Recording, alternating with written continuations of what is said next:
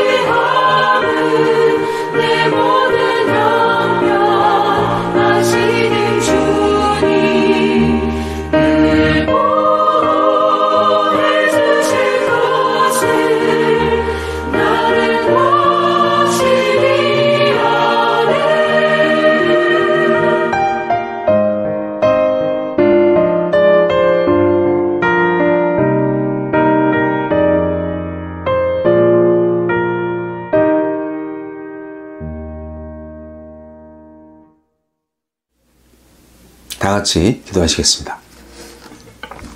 전능하시고 자비로우신 하나님 아버지, 이 세상을 창조하시고 인류를 죄악 가운데에서 구원하시기 위해서 독생자 예수 그리스도를 세상에 보내셔서 십자가에 달려 죽게 하심으로 다시 한번 죄로 죽을 수밖에 없는 모든 인류에게 생명의 기회를 주신 하나님 아버지, 오늘날도 똑같이 인간들의 죄는 끝없이 커져만 가고 우리의 구원의 길은 어디에 있는지 다시 찾기가 어려운 그러한 시대를 살고 있습니다.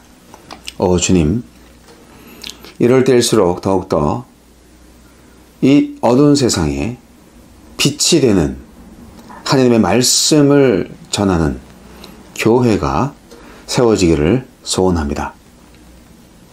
하나님의 마음에 합한 자로서 하나님을 전적으로 예배하며 하나님께로부터 소명을 잘 받아서 이 세상을 구원할 주님의 말씀을, 진리의 빛을 전하고 비춰줄 수 있는 참된 선교적 교회가 세워지기를 원합니다.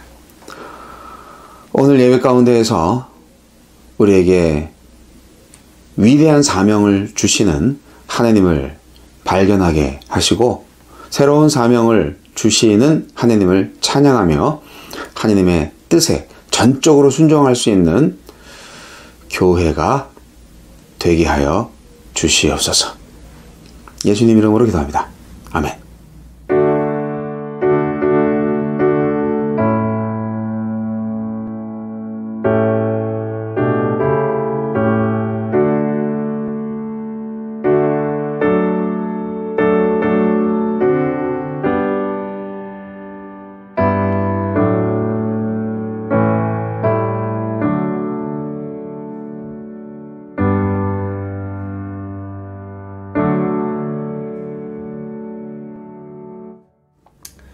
다시 한번 마음을 다해서 헌신 찬송 올려드리겠습니다.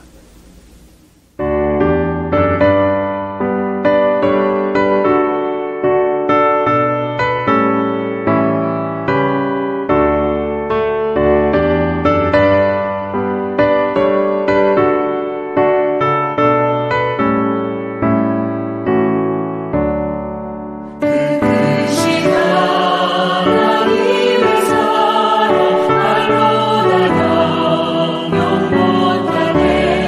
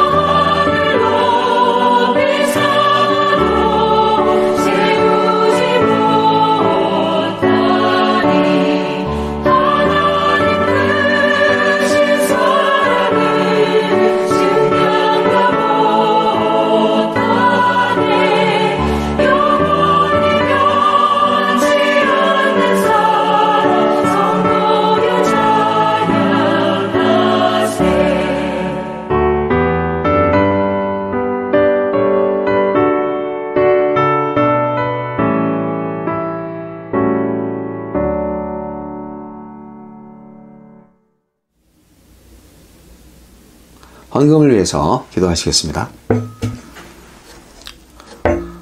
좋으신 하나님, 우리가 세상에서 살아갈 때 필요한 모든 물질을 베풀어 주시고 공급해 주시는 하나님을 찬양합니다.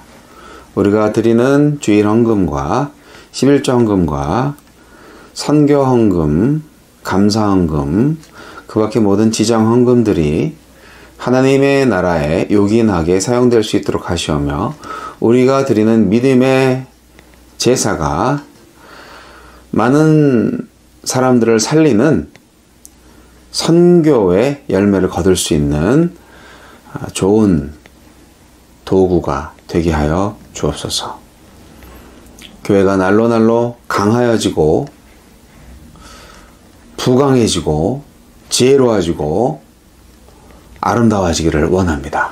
우리 모두가 주님을 전하는 선교적 교회의 경험을 잘 쌓을 수 있도록 하여 주시고, 실패를 두려워하지 않고 먼저 시도할 수 있는 선교 사명을 잘 감당하게 해 주시옵소서.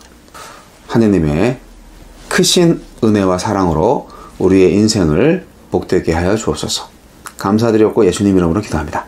아멘. 오늘의 말씀은 요나서 4장 1절로 11절 말씀, 요나서 4장 1절로 11절 말씀입니다.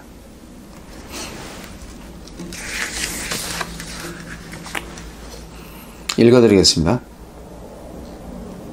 요나가 매우 싫어하고 성내며 여호와께 기도하여 이르되, 여호와여, 내가 고국에 있을 때에 이러하겠다고 말씀하지 아니하였나이까? 그러므로 내가 빨리 다시스로 도망하였사오니 주께서는 은혜로우시며 자비로우시며 노하기를 더디하시며 인애가 크시사 뜻을 돌이켜 재앙을 내리지 아니하시는 하나님이신 줄을 내가 알았음이니이다. 여호와여, 원하건대 이제 내 생명을 거두어 가소서. 사는 것보다 죽는 것이 내게 나음이니이다 하니, 여호와께서 이르시되 네가 성내는 것이 옳으냐 하시니라. 요나가 성읍에서 나가서 그 성읍 동쪽에 앉아 거기서 자기를 위하여 초막을 짓고 그 성읍에 무슨 일이 일어나는가를 보려고 그 그늘 아래에 앉았더라. 하나님 여호와께서 박넝쿨을 예비하사 요나를 가리게 하셨으니 이는 그의 머리를 위하여 그늘이 지게 하며 그의 괴로움을 면하게 하려 하심이었더라. 요나가 박넝쿨로 말미암아 크게 기뻐하였더니 하나님이 벌레를 예비하사 이튿날 새벽에 그 박넝쿨을 갈아 먹게 하심에 시드니라. 해가 뜰 때 하나님이 뜨거운 동풍을 예비하셨고 해는 요나의 머리에 쪼임에 요나가 혼미하여 스스로 죽기를 구하여 이르되 사는 것보다 죽는 것이 내게 나으니이다 하니라. 하나님이 요나에게 이르시되 네가 이 박넝쿨로 말미암아 성내는 것이 어찌 옳으냐 하시니 그가 대답하되 내가 성내어 죽기까지 할지라도 옳으니이다 하니라. 여호와께서 이르시되 네가 수고도 아니하였고 재배도 아니하였고 하룻밤에 났다가 하룻밤에 말라버린 이 박넝쿨을 아꼈거든. 하물며 이 큰 성읍 니느웨에는 좌우를 분별하지 못하는 자가 12만여 명이요 가축도 많이 있나니 내가 어찌 아끼지 아니하겠느냐 하시니라. 아멘.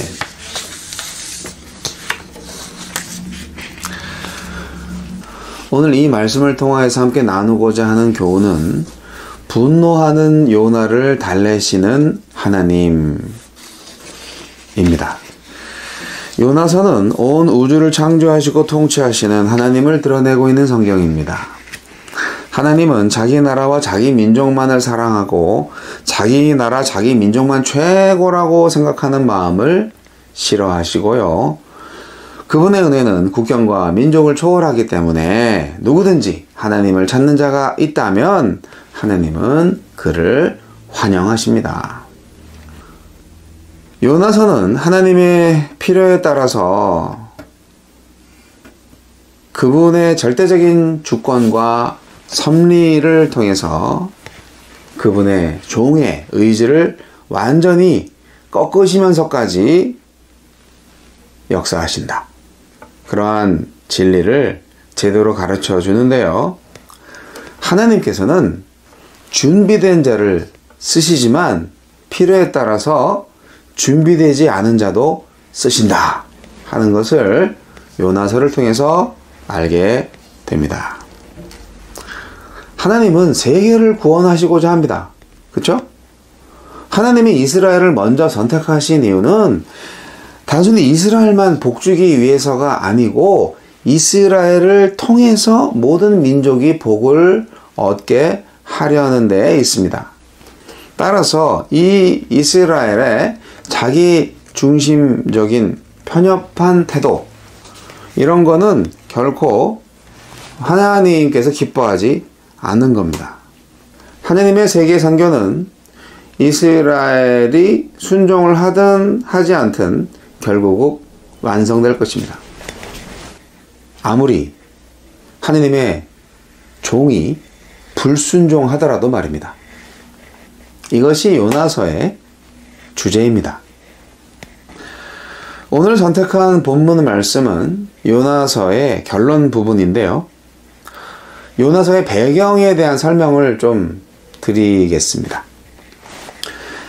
여호와의 말씀이 아미떼의 아들 요나에게 임했습니다. 요나는 열왕기하 14장 25절에 언급되어 있는 스불론 지파 땅 가드 헤벨 출신의 선지자와 동일시되는 인물입니다. 요나는 다윗과 솔로몬 시대의 영토를 회복한 북이스라엘 왕 여로보암 2세의 업적에 상당히 큰 영향을 끼친 중요한 선지자였습니다. 요나와 여로보암 2세는 함께 하나님께서 이스라엘을 구원하는 두 개의 손이었습니다. 요나와 여로보암의 노력은 북왕국 이스라엘이 멸망하기 전에 가장 길고 마지막이었던 평화와 번영을 경험하게 했습니다. 그러니까 요나는 완전히 엘리트 선지자였던 거죠. 하나님께서 이렇게 북이스라엘의 중요한 선지자였던 요나를 불러서 이방 지역인 니느웨를 위한 새로운 사역을 맡기셨습니다. 니느웨는 성경의 예언서들에서 반복되는 세상에 대한 상징입니다. 요한계시록의 큰 성 바빌론이 세상을 상징하듯이 요나서의 큰 성 니느웨는 곧 세상에 대한 상징인 셈입니다. 자, 지금 니느웨가 처한 상황이 어떤가요? 오늘날 우리 세상이 지금 상황이 어떤가요? 그것은 바로 하나님의 진노와 심판 아래에 놓여 있다는 것입니다. 죄악으로 인해서 하나님의 진노 아래에 있는 니느웨, 그것이 오늘날 타락한 세상이 처해 있는 상황과 일치하는 거죠. 하나님은 요나를 불러서 니느웨 사람들에게 회개하라는 메시지를 전하라고 하십니다. 그와 마찬가지로 오늘날도 하나님은 여전히 세상 만국의 교회를 통해 하나님의 진노로부터 피하라는 복음을 전하고자 하십니다. 니느웨에 대한 이러한 사실을 니느웨 사람들은 알지 못합니다.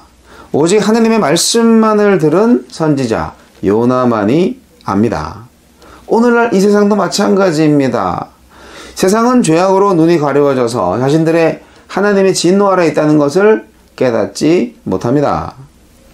하나님의 말씀을 들은 교회만 압니다. 물론 알지 못하는 교회도 많죠. 하나님께서는 교회를 통해서 이 세상에 이러한 사실을 알리고자 하십니다. 이것이 곧 교회의 세계 선교에 대한 사명의 본질입니다. 일반적으로 하나님께서 선지자에게 명령하시면 선지자는 곧 그 말씀에 순종하는 게 상식적인 일인데요. 니느웨로 가라는 하나님의 명령에 요나는 불순종하여서 반대 방향인 다시스로 도망갔습니다. 엘리야가 한때 이세벨의 위협을 피해서 브엘세바로 도망친 적이 있긴 하지만 이렇게 자신이 받은 메시지를 전하기도 전에 도망친 선지자는 성경을 통틀어서 요나밖에 없습니다. 요나는 왜 그랬을까요? 당시 이스라엘은 아수르, 즉 아시리아에 대한 적대감이 매우 높았습니다. 편협한 민족주의가 하느님의 백성 이스라엘과 요나에게 뿌리 깊게 박혀 있었습니다.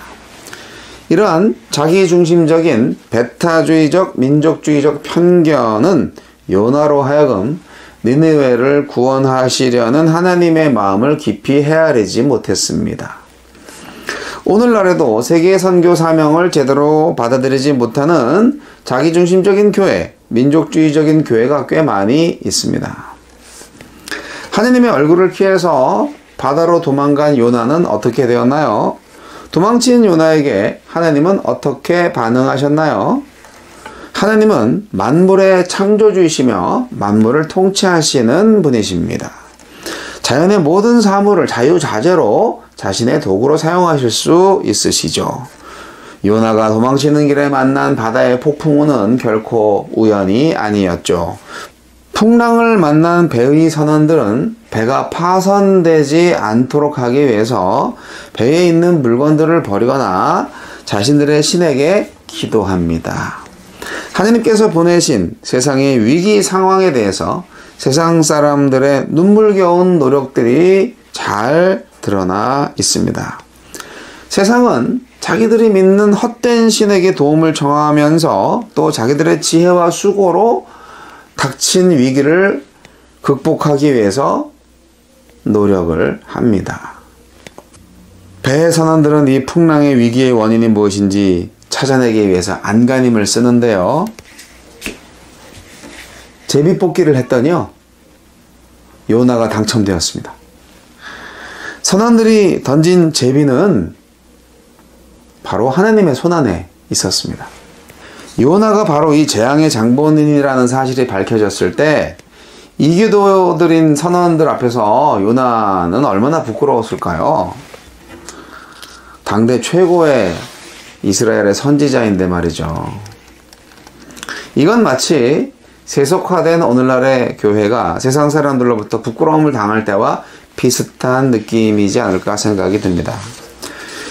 요나는 자신이 히브리인이며 바다와 육지를 지으신 하나님을 경외하는 자라고 고백합니다.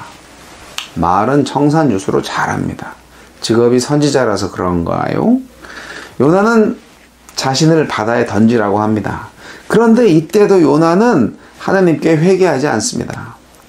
자신이 바다에 던짐을 받아서 죽임을 당하더라도 니느웨는 망해야 한다, 뭐 그런 건가요? 그런데 요나의 고백을 들은 선원들은 희한하게도 요나를 바다에 바로 던지지 않고요, 요나의 생명에 대한 존중함을 보여줍니다. 어떻게든 요나를 죽이지 않고 배를 육지로 돌리고자 최선의 노력을 다해서 노를 졌잖아요. 하지만 이들의 노력은 수포로 돌아갑니다. 당연하죠. 풍랑을 일으키신 분이 하나님이시니까요. 바다가 더욱 흉흉해지자 선원들이 기도합니다. 전에는 자기들의 신에게 기도했지만 이제는 바른 지식과 경외감을 가지고 요나가 소개한 하나님께 기도합니다. 소개했다기보다도 요나를 통해서 알게 된 참신에 대한 지식을 갖게 된 거죠. 선원들은 요나의 고백을 통해서 여호와 하나님이 누구신지 제대로 알게 된 거예요. 요나의 고백을 통해서 참되신 하나님을 알게 돼가지고 이방인들이 비로소 하나님께 기도하게 된 겁니다. 자, 생각해 보세요. 하나님이 요나한테 니느웨에 가서 외치라, 그렇게 말씀하셨습니다. 요나는 그렇게 하지 않았습니다. 풍랑 만난 선장이 요나한테 기도하라고 요청했습니다. 요나는 그렇게 하지 않았습니다. 요나는 직접 하나님께로부터 심판의 메시지를 전해들은 히브리인인데도 불구하고 기도하지 않았어요. 하지만 이방인인 선원들이 요나가 경외했던 하나님께 기도합니다. 와우! 이러한 요나서를 읽는 이스라엘 백성들은 매우 충격을 받았을 것입니다. 선원들의 요나에 대한 생명의 존중심과 여호와께 대한 기도는 요나서 3장에 나오는 니느웨 사람들의 회개만큼이나 요나와 요나 시대 이스라엘 백성들에게 매우 충격적이었을 것입니다. 하나님은 이러한 사건을 통해서 이스라엘 사람들의 편협한 자기 중심적인 사고방식을 깨뜨리시고 하나님의 구원은 모든 민족에게 열려있다는 사실을 일깨우고자 하십니다. 불순종하는 요나를 통해서 이방인들이었던 선원들은 하나님을 알게 되고 하나님과 바른 관계를 맺게 되어서 하나님께 제물을 드리고 서원까지 하는 행동을 하게 됩니다. 그야말로 이방신을 섬겼던 선원들이 요나의 하나님을 자기들의 신으로 모셔드리고 예배하게 된 것입니다. 이러한 배안에서의 사건을 보면은 니느웨의 운명 역시 점칠 수 있지 않나요? 하나님은 왜 요나를 니느웨로 보내셨을까요? 니느웨는 아시리아의 수도입니다. 아시리아는 당시 중동 지역을 지배하는 세계적인 국가였습니다. 주변의 많은 작은 나라들을 압박하고 약탈했기 때문에 동방의 망나니라는 별명을 듣기까지 했습니다. 그런데요, 아시리아가 한 번은 이스라엘의 구원자 역할을 한 적이 있습니다. 북이스라엘을 멸망시킨 아시리아가 이스라엘의 구원자였다고요? 네. 한 번 아시리아가 다메섹을 침략을 했습니다. 그 다음은 이스라엘을 차례였는데 아시리아는 이스라엘의 잠재적 원수의 나라였지만 다메섹은 이스라엘의 직접적 원수의 나라였거든요. 그런데 이때 아시리아가 다메섹을 쳤고 그 때문에 다메섹이 세력이 약해져가지고 이스라엘의 구원자가 된 거예요. 근데요, 아시리아는 다메섹을 친 다음에 이스라엘을 치려고 했던 것 같은데 웬일인지 바로 본국으로 후퇴해버립니다.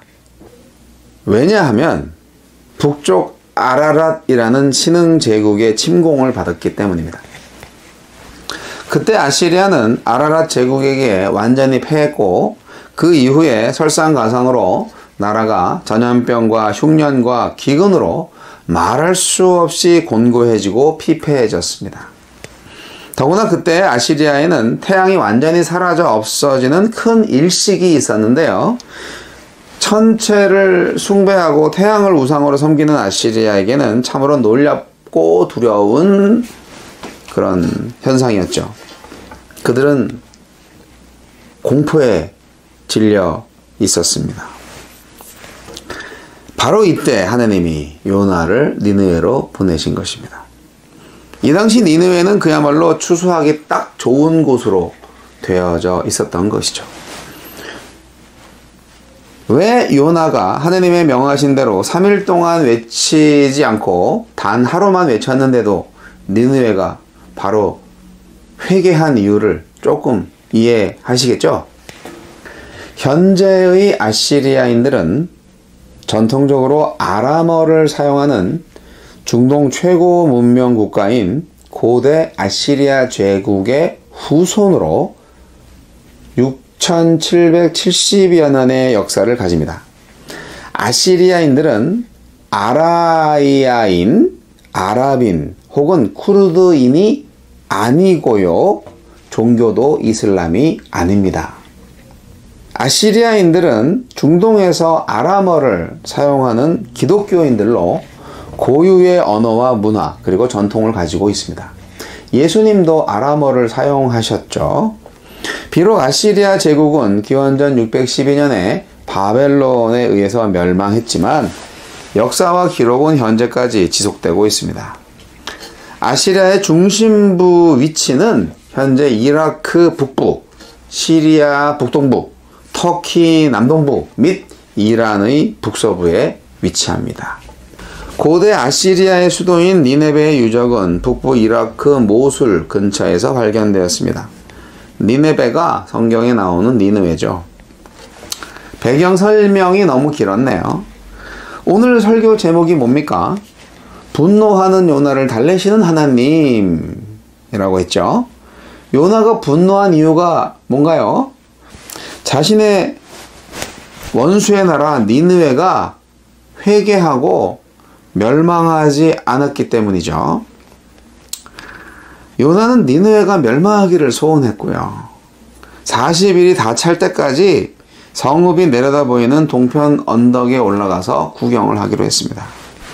설마 저러다 곧 멸망하겠지? 라는 기대감을 가지고 말이죠. 그런 요나에게 하나님은 박넝쿨을 보내셔서 시원하게 하시더니 조금 지나서 벌레와 뜨거운 동풍과 해를 보내셔서 박넝쿨을 말리고 요나를 뜨겁게 하셨습니다. 은혜로 받은 박넝쿨이 만들어준 그늘 때문에 아이 좋아라 했던 요나는 박넝쿨이 사라지자 죽을 만큼 괴롭다고 화를 냈습니다. 요나는 이렇게 분노의 사나이였습니다. 하나님한테 책망을 받으면서도 화를 풀지 않아요. 9절 말씀 볼까요? 하나님이 요나에게 이르시되 내가 이 박넝쿨로 말미암아 성내는 것이 어찌 옳으냐 하시니 그가 대답하되 내가 성내어 죽기까지 할지라도 옳으니이다 하시니라. 이런 요나의 식을 줄 모르는 분노 대박입니다. 하나님은 이렇게 감정적이고 이기적인 요나를 책망하십니다. 우리가 하나님의 은총을 선별해서 받을 수 있나요?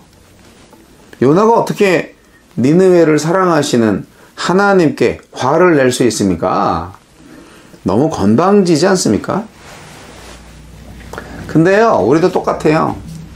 하나님이 세상을 사랑하시는데 우리는 세상을 사랑하지 않습니다. 나만 사랑하죠.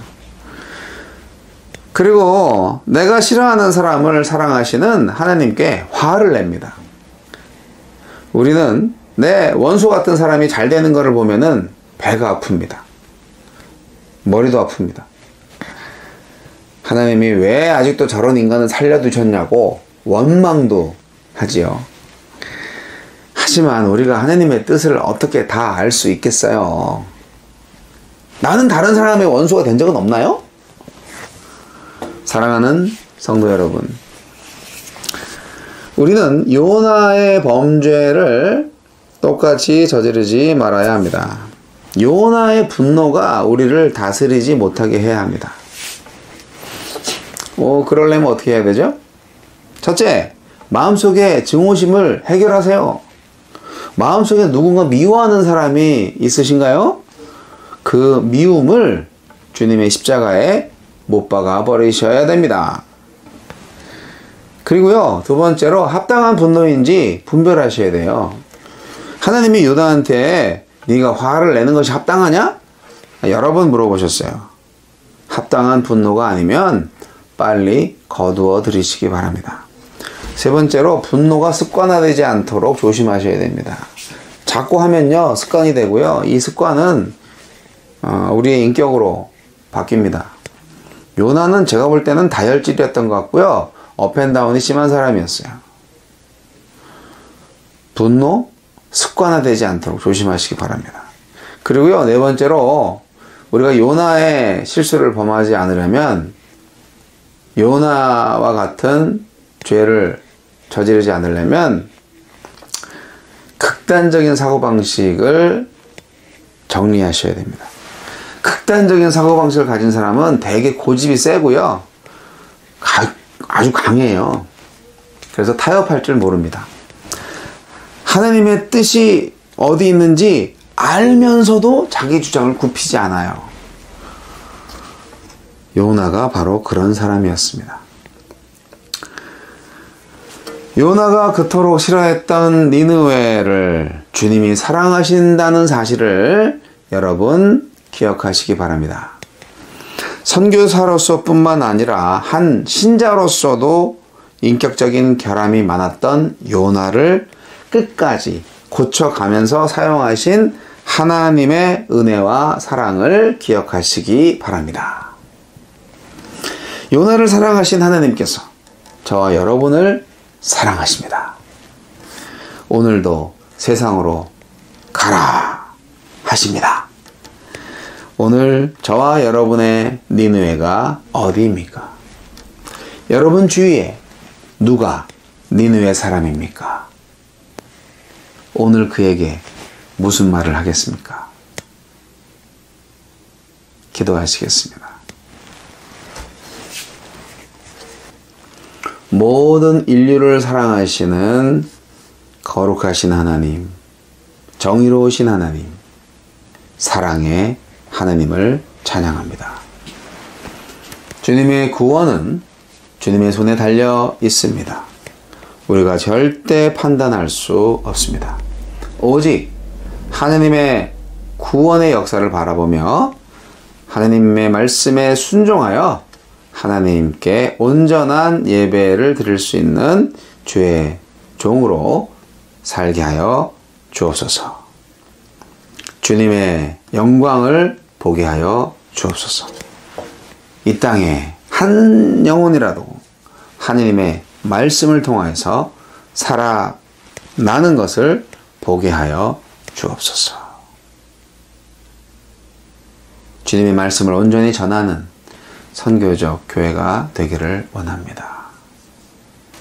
지금은 우리 주 예수 그리스도의 은혜와 하느님 아버지 극진하신 사랑과 성령님의 감화 감동 교통 역사하심이 지금 니느웨로 가라 하고 주님 말씀하시면 요나처럼 도망가지 않고 니느웨가 멸망할 것을 기대하지 않고 오직 하나님의 마음을 품고 니느웨의 구원을 위해 복음을 선포하고 기도할 수 있는, 니느웨를 축복할 수 있는 주의 종으로 다시금 새롭게 결단하는 모든 하나님의 백성들, 선교사들, 사역자들 머리 위에 이제부터 영원까지 함께 하시기를 우리 구주 예수 그리스도 이름으로 간절히 축원하옵나이다.